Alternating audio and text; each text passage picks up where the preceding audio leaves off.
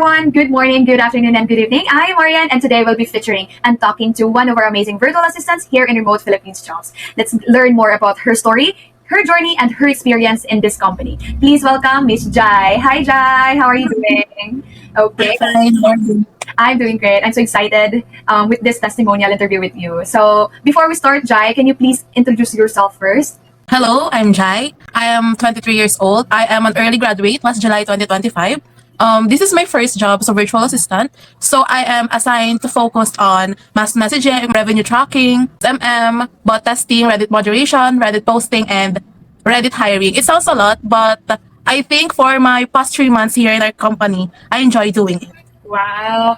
I love the energy. Yon, sobrang daming task ni Jai, but so far, so good naman, Jai. Yes, I'm still managing it calmly, perhaps. That's good, that's good. And by the way, congratulations pala, kakagraduate mo lang. And first work mo to? First work, like, Yes po. both from no experience with corporate and remote. This is your first time working.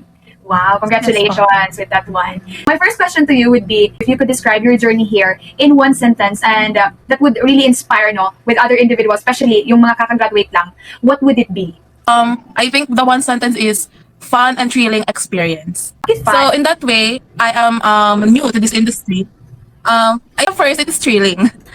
Because since bago nga lang po ako dito, marami po ako mga bagay na ngayon ko lang nalaman, ngayon ko lang na-explore. But it turns out, it is fun because there are other software applications na fun siya sa akin gawin, fun siya sa akin i-explore, fun siya sa akin i-absorb kung ano yung mga bago kong malalaman. And fun din siya kasi some of our colleagues, some of our workmates are always approachable in terms of if you have a question or curious ka lang sa kung ano yung mga dapat mong gawin sa task na yun. True, I agree with you na sobrang approachable lang talaga. Kahit yung owners, sobrang approachable din. So, sa dami mong task na na-mention kanina, Jai, lahat ba yon ay trinain ka talaga since first time mo working remotely? Wow! Yes, dami. yes. Wow, that's good, no? Kasi as first time mo mag-work, tapos a lot of tasks na binigay sa'yo, meaning parang pinagkakatiwalaan ka talaga nila. Yun, parang ganon. So, I know, before joining here and after graduating sa college mo, what was your biggest struggle and ano din yung goal mo in life talaga? As a fresh graduate po, syempre, first goal lang lahat is to find a job that truly fits what a course that you graduated. Pero in my case po kasi, in our job market right now, nahirapan po ako na maghanap. Even if I have the credentials, I have the credibilities to do that job, and I got the license. But it turns out mahirap po talaga. May mga times na nagda-doubt po ako sa sarili ko kung kaya ko ba to, kung papasa ba ako. But nung na-discover ko po yung company natin, out of curiosity, and wala, gusto ko lang po siyang i-try out of fun.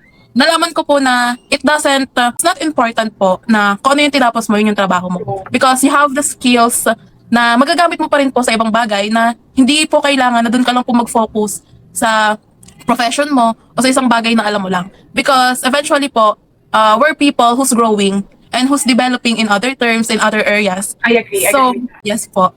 So that struggles become my motivation to do good here. Wow, ang ganda nun. So, yeah, hindi naman talaga lahat, no, merong chance to work with ano yung profession nila or anong profession natin. Same with me, same with you. So, happy ako sa iba na nakapag-work and happy like growing sa kung anong profession. But siguro sabi mo nga na sa crisis na nangyayari ngayon, okay na to na meron tayong work, diba? At masaya tayo sa trabaho natin. Yun. So, by the way, is it okay to ask, ano bang course mo? I am a graduate of Bachelor of Science in Computer Engineering po. Wow! So, kaya pala madali lang sa'yo yung mga task na binigay. Kasi yung course mo pala, it's related with this industry. So yun, parang good experience na din to, di ba? As I, like, fresh graduate, pwede ang ganitong experience mo, malagay mo sa resume mo kasi related lang naman siya. So I'm so happy for you, Jai. And yeah, ako din, I'm a licensed teacher, but I'm here now with you and I'm happy. Working here in RPJ. So yeah, meron tayong ibang path, siguro hindi pa ngayon natin magagamit, but eventually we're learning kung saan man tayo ngayon. Kung nag-apply ka, Jai, saan mo nakita yung job post? Is it OLJ or TikTok? TikTok. Oh, I see. Kasi merong mga videos like this, di ba, na pinopost sa TikTok. So, before joining and nung nakita mo yung video and then you wanted to join, okay, what made you decide na you take the chance to apply in this company? So in that time po, I have different agencies, different company I'm applying for. And yung video po ng interview with Nini and Miss Mary caught my attention on TikTok. So in that way po, na-curious po ako kung anong meron sa company na yon, and it made me stalk the profile, and it leads me to their link. So, nagsagot lang po ako ng assessment without, hindi pa ako umaasa na papasa ako. I just answer what the question is all about and submit it just like on 20 minutes, if I'm not mistaken. Wow. So, parang madali lang sa'yo yung assessment, ah. So, be honest, Jai, before you click like the apply button, what were your doubts before applying? Yung doubts with yourself or doubt with the company? Legit ba? Parang ganon. Meron ka bang doubts? Upon searching po the profile, I doubt po kasi na super legit siya kasi some of the videos has no views or kakunti po yung likes. And on searching on the internet, kakunti lang po yung reviews sa company. So, yes po, may doubt po ako, pero hindi ko po kasi inilalagay yung sarili ko, naaasa ako na makakatanggap ako ng invitation for interview or matatanggap ako kasi nga po, for fun ko lang siya ginawa. Wow. So, Talagang din ako for fun. so yun po talaga yun. Yung sinagutan ko po yung assessment question. And also po, yung assessment po kasi hindi po siya nanghingi ng introduction video tsaka portfolio. So, ang nasa isip ko po that time, sasagutan ko to, and kung ano man yung maging result, okay lang kung pumasa or hindi. I agree with you, no? Kapag yung application or yung parang form na need i-fill out is nag-need ng video, parang gano'n, or mga portfolio, parang nakakatamad, di ba? And I'm so happy with RPJ kasi yung assessment, although hindi siya madali yung assessment, pero yung brain, yung utak mo lang talaga yung gagamitin mo, hindi mo na need pa mag-video, parang gano'n, na sobrang hassle. I'm so happy na you click the apply button, yun, at nandito ka na ngayon. But was it worth it, Jai? Worth it ba yun lahat? Yung pag from the doubts until applying and until now na nagwo-work ka na? Was it worth it? Yes po, it's all worth it. Kasi po, ano po yung profession na tinapos ko, related siya sa mga tasks na ginagawa ko. And in that way po, natutulungan niya po ako mag-grow as a person, hindi lang po sa mga technical skills and also soft skills in terms of the collaboration from the other VAs, talking to the other people, and nurturing myself po in terms of problem solving po and focus. True. Kasi here in the company, no, parang if meron mang hilahan dito, parang pataas. Here with the people, as you mentioned with the VAs, kasi ang dali lang talagang itap. If may problem ka man, sino pa man yan, okay lang din, okay lang na magtanong ka sa kanila. If ever alam nila yung sagot, they won't hesitate to answer you. Parang ganun. That's what I love about working here in RPJ. So, I know, Jai, na like first job mo to, di ba? Kakagraduate mo lang. And what really surprised you the most during your first week or maybe first month here in RPJ? Surprise sa akin is yung environment. Kasi expected ko na po in terms of the international clients, medyo strict. So it turns out na sobrang approachable po ng lahat, sobrang light lang po ng environment, and hindi mo po mafe-feel na bago ka, or hindi mo po mafe-feel na VA ka lang sa industry na to. Especially with agency, di ba? A lot of agencies ay talagang micromanage. Merong micromanage. Yes. Pero here, nafe-feel mo ba yun? Na micromanage ka? Hindi po, kasi po minsan ako na talaga yung nagpo-push or nagme-message sa kanila na tama ba to, tama ba yung ganyan. Diba? Diba? Yan yung nagustuhan ko dito. And nung first time ko mag-work here, like first month or first week, yun yung na-shock ako. Kasi bakit ako yung, parang ginagawa ko lang naman yung trabaho ko. Pero sila, parang grabe maka-appreciate, hindi kami na micromanage. Kasi kapag binamicromanage tayo, parang nakaka-burnout. So, mas siguro para sa akin, Opo. I don't know if I have the same, like, parang, ano ba, sa akin kasi, it's okay lang. Siguro, hindi siya masyadong malaking sahod ha. But then, parang hindi naman stressful, hindi naman toxic yung work environment. So, it's a win-win situation dito working here in RPJ. Okay. In regards with growth and impact with you, Jai, that really changed your life? Or how has this job changed your life both personally and financially? So, in terms po of my personal, more on, focus na po ako sa lahat ng bagay. More detail-oriented, and mas napipili ko po kung ano yung mga priority kong gawin sa kada araw. Kasi nga po, I'm working. So, in that case po, naging professionally inclined po akong tao. Mas pinili ko po kung ano yung mga bagay na mas mahalagang gawin kaysa sa yung mga leisures lang or distractions like that. And in terms po of financial, yes, sabi niyo nga po kanina, hindi siya ganun kalaki, kagaya ng iba. Pero it helps me to sustain all my needs and to provide financially in terms of our demands in our house. So yeah, hindi po siya problema when in terms to financial kasi kaya naman po, nahahandle naman po ng maayos. Nice. Lalo't na first work mo to, di ba? And it's so good na nice to hear na even though, yeah, hindi siya masyadong malaki, pero kaya talaga siya. As in, hindi naman siya sobrang baba, di ba? Hindi naman sobrang baba na parang hindi na talaga na-appreciate yung skills and efforts natin. And yung salary, regarding the salary, nakakatulong din. Nakakatulong talaga siya sa pang-araw-araw. Di ba? And yeah, in terms of something that you've been achieving here, Jai, what is something that you are proud of achieving here? Proud po ako na nandito po ako sa environment which is very supportive, very helpful in all of my tasks. And I must say po na I found myself growth here in our company. Kung ano po ako dati, kesa ngayon, feeling ko po malayo na po ako. Even if 3 months pa lang po ako ngayon dito, alam ko po marami na pong nag-improve when it comes to myself in terms of professional and emotionally. Wow. So since nasabi mo no na meron ka ng, like marami ka nang nag-gain when working here, so what are those skills ba? Or what skills or confidence have you gained since joining here? In my background po, given na po na I have the technical skills, even if I am student back then, but there are tools na bago po sa akin. So it helps me to grow myself in terms of softwares, and it made me feel like nag-grow po ako dito.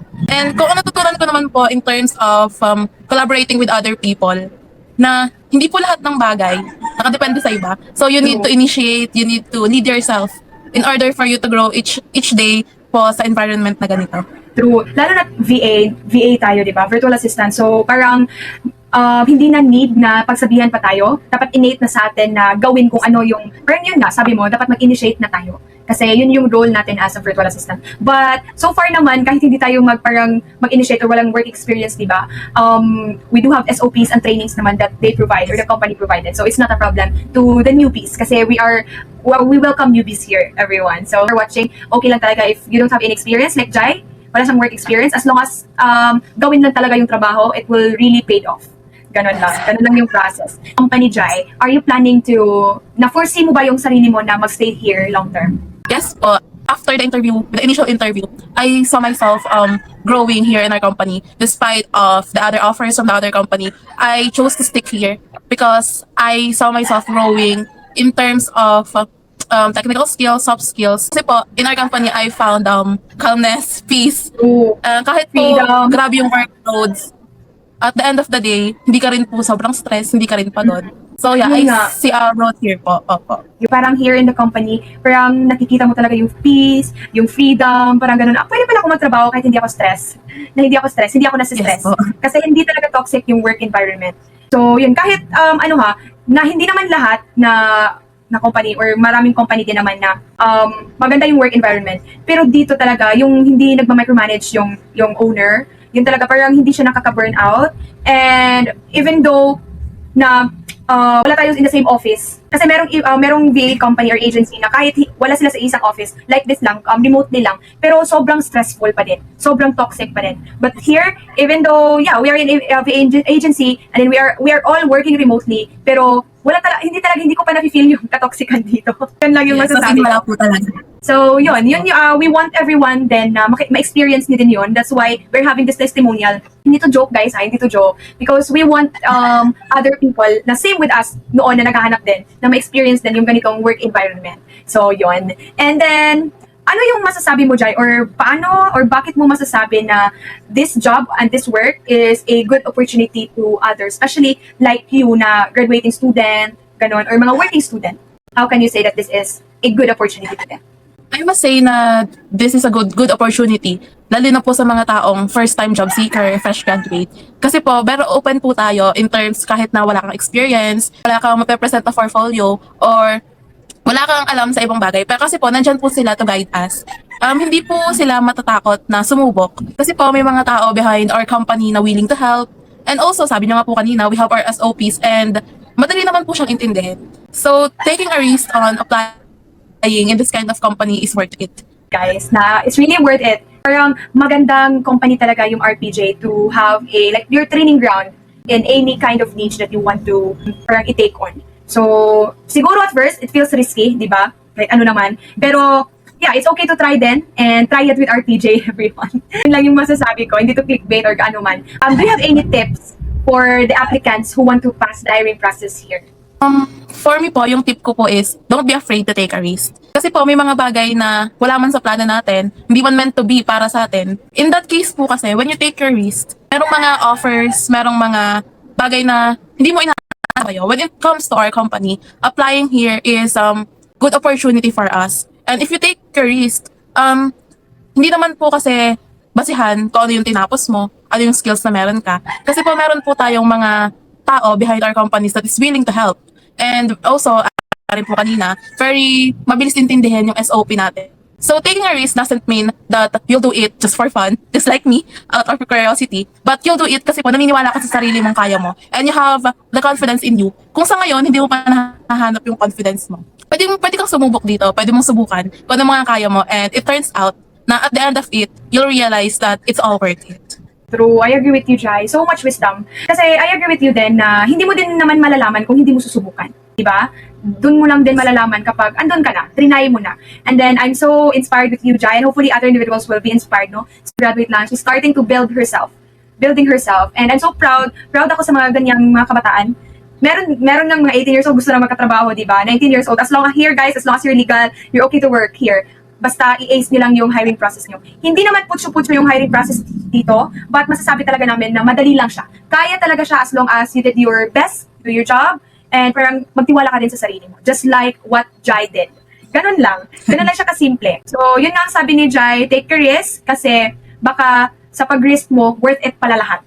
Yon. And that is so inspiring, Jai. Because a lot of individuals, lalo na yung magta-transition from corporate job to working from home, and yung mga student pa, there are still people or individual na or applicants na afraid pa rin or takot pa rin mag-apply.